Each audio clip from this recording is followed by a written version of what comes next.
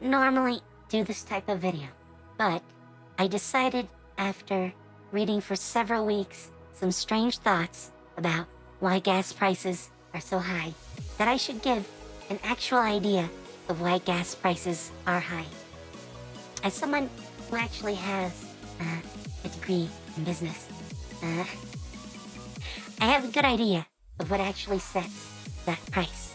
So, let's get into it, shall we? So, here is the breakdown of what factors into the actual cost of gas at the pump. The first part is refining costs. Those are not exactly fixed, but pretty close to it. For a given yield of gas, there's a specific cost. So, unless someone comes up with some new refining technology, that is pretty much fixed. Transportation and retail, that has been going up, mostly the transportation part. However, even that is only 18% of the total. 17% are state and federal taxes. And the final part is the actual cost of oil, crude oil that is, which is what we refine into gasoline of various types. So, by far, that is going to be the biggest factor to actually affect the cost of gas. First, though, let's look at the taxes by state. Here is a map of the taxes by state in the US. Make this simple. All the amounts are in cents per gallon of gas. If you're above 50, you're red on this chart. If you're between 40 and 50 cents per gallon, you're blue on the chart. And if you're below 40, then you're yellow on this chart. There is also a very low federal gas tax. However, this is usually less than 10 cents, so at least per gallon of gas. So it's not a big factor. In fact, it's figured into these numbers. I double checked. So, yeah, even the cheapest states as far as their gas taxes, which, as you see, are basically all southern states, so the driest parts of the country usually, except for Alaska. Alaska makes a lot of oil, so they actually don't need to tax it as much. They also have fewer roads in general, because they're all concentrated usually in the lower areas. So, they're an outlier, but yeah, usually it is just under 40 cents at the base. In fact, even places like New Mexico are 37.28 cents. So, very close to 40. In fact, I believe they are. No, there's one outlier here in the middle, which is another exception. But Alaska is the overall cheapest at 33. This is what the states are like. Personally, I live in Pennsylvania, so I pay the third highest state tax on gas. And we kind of need it. We have winters here, especially in the northern part of the state. And we have a lot of lake effect winters, especially closer to where I live, which causes a lot of issues road-wise. It's kind of horrible on roads, but those taxes funnel right in to your transportation agency, your state usually. So the money from these taxes goes into repairing roads, keeping them up to date, replacing bridges, that sort of thing. So most of us can agree that 40 to 80 cents in taxes on that isn't so much a bad thing. And it's a very small part of the total cost of gas at this point. So even in my state, the cost of gas would have to be down to about $1.40 for it to be even a third of the total price of the gas. So, with that, it pretty much tells you that the taxes are not the biggest influence. So, what else is an influence? Well, we just talked about most of the factors, but this one gives a few more details. The key takeaways, which I'm going to read for you, are gasoline prices are determined largely by the laws of supply and demand. We already talked about the second takeaway, which is that gasoline prices cover the costs of acquiring and refining crude oil, as well as distributing and marketing the gasoline, in addition to state and federal taxes. We already talked about that. That's already been covered. So, how does supply and demand come into this? Well, especially recently, one big event has affected how we actually deal in supply and demand for gas. This is the Ukrainian war. So, with most parts of Europe, even parts of the world that aren't Europe, but Europe in particular, as well as ourselves, banning the import of Russian oil. This is not so much a big thing for us, and I'll get into that in a sec, but especially for Europe, this is a huge part. But we all did it about the same time, around March 8th. So, this has been steadily increasing the demand overall with a lower supply, because Russia is one of the world's biggest suppliers of oil. So, with them out of the picture, demand has heightened across the entire world. And with that, of course, supply has not really changed. So, when supply doesn't change and demand increases, the price goes up. That is at least basic economics. And it's actually one of the few parts I agree with standard economics. So, let's move on and talk a little bit about where we get gas.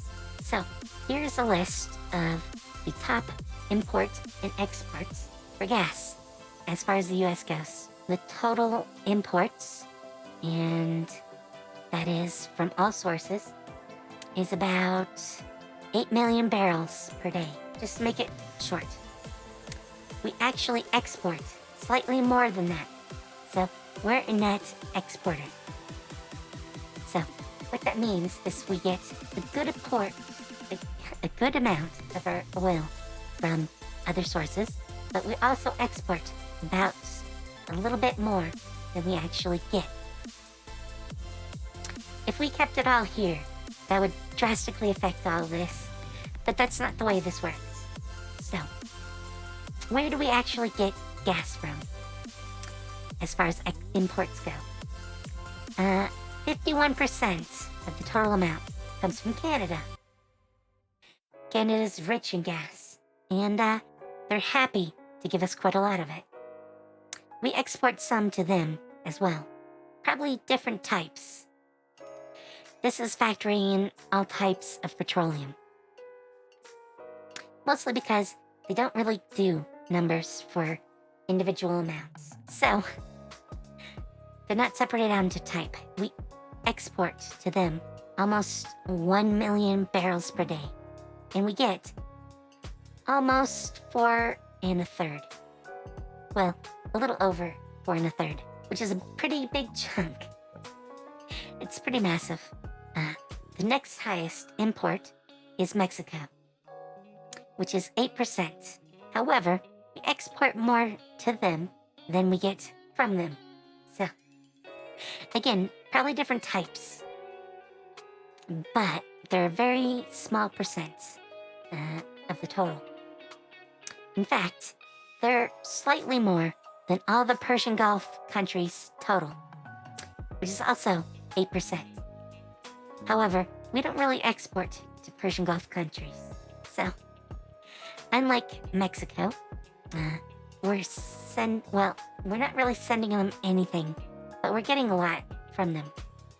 Not a lot in total, but a good chunk. And that's just because of the price of gas and where it's most convenient to get it. OPEC, which is mostly Persian Gulf countries, as well as a few others, is 11%, so slightly higher. But that includes a lot of the Persian Gulf countries. So, these two numbers are very close to each other. So, where else did we get gas? The third is Russia. So, 8% of the supply that we were getting came from Russia. It's not really a large chunk. Comparatively, it's a very small chunk next to Canada. But Russia was just such a large country at producing oil that even we ended up buying from them. As you saw, when the order went out from President Biden back on March 8th, that all stopped. Or at least pretty much stopped. It actually takes some time due to shipping, as strange as that sounds. But drastically, this 8% has gone away, which is why demand has basically increased, because supply has shrunk. So, then you see Saudi Arabia, which is at 5, Colombia, which is at 2, and then things basically go down hugely. So, yeah, Russia, even for us, was a sizable chunk of our imports. However, it looks a little bit different if you look at most of Europe. Places like Poland. Poland was getting about a Canada's share of all their gas from Russia. So, what do you think it means when about 50% of all their gas came from Russia, and then they basically banned using any Russian gas? Well, if you said demand skyrockets by 50%, then you're right. Which is why, in Europe, prices have gone up even more for gas. It's actually why a lot of European countries, especially some specific ones, have been recently talking about getting Ukraine to capitulate to Russia, because they want Russian gas again. Price of gas has been insane in Europe. And of course, because it's a global market, that affects us. With the global supply being short of the total gas coming from Russia, all other sources have to factor into that. So, what does this mean when you get to the companies and how they actually do the business of trading gas? Well, good thing you asked. So, here we have the most recent, as of May 7th, actually, profit records for mostly US gasoline companies, all of which are reaping record profits. In fact, I believe it's Shell that made more in the first quarter of this year than ever in their entire history of doing business. And they're already vastly profitable companies. Vastly. We're talking billions of dollars per quarter. So, what does that actually mean? Basically, it means that rather than sell gas here, they can sell it in Europe for much, much more than they can sell it here, which reduces how much oil we have here to sell as gas. So, that is great for them. They make more and more billions. However, it's not so great for us, because that's going to affect the price of gas for us. Lower supply. Again, because we needed less. With them shipping much more of what would be our supply to Europe, that increases costs here drastically. Drastically. Biden and his administration have actually been releasing gas from the reserves. I believe at this point, he's done it about 3 times. I don't have a slide for that, but as I recall, that is correct. So he's tried to use our strategic reserve to increase our supply and therefore lower costs. However, there's just not enough of it. Not anywhere near enough. At least, not enough to affect this drastically. Mostly because, even though he releases it, it doesn't mean that it increases the total amount of gas available here. He can release it, and it all gets used internally here in our country. However, those companies can simply sell more in other areas to make up. So we don't really gain anything from it. Which is about all a president can do to affect the cost of gas. Which, basically to say, is don't blame the president. He's done everything he actually has the power to do to affect the cost of gas. He just doesn't really have any control over that sort of thing.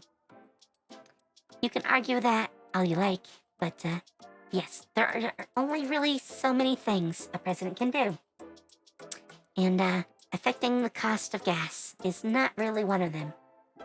At least, not while demand is so much higher in the rest of the world. So, what does this mean for us? Well, if you're ExxonMobil or Shell, any of those other companies, it's great times. It's great times. You'll make billions. Billions upon billions. More than you ever have before. But, you're actually glad that the cost has gone up. Because that makes more money for you. In fact, they have little reason to expand production. Which, by the way, was decreased due to COVID when the lockdown started and demand for gas dropped. We still haven't reopened a lot of the places that were producing gas before that. Because it's cheaper for them to leave it like it is and not have to pay to restart a facility. So, they were able to simply get rid of all the extra help, which they didn't need with closed plants, making more unemployment, and reaping the rewards, which are higher profits. And they were not really hurting for profits during COVID. Even with reduced demand, they were still making good money. Not like they are now, though.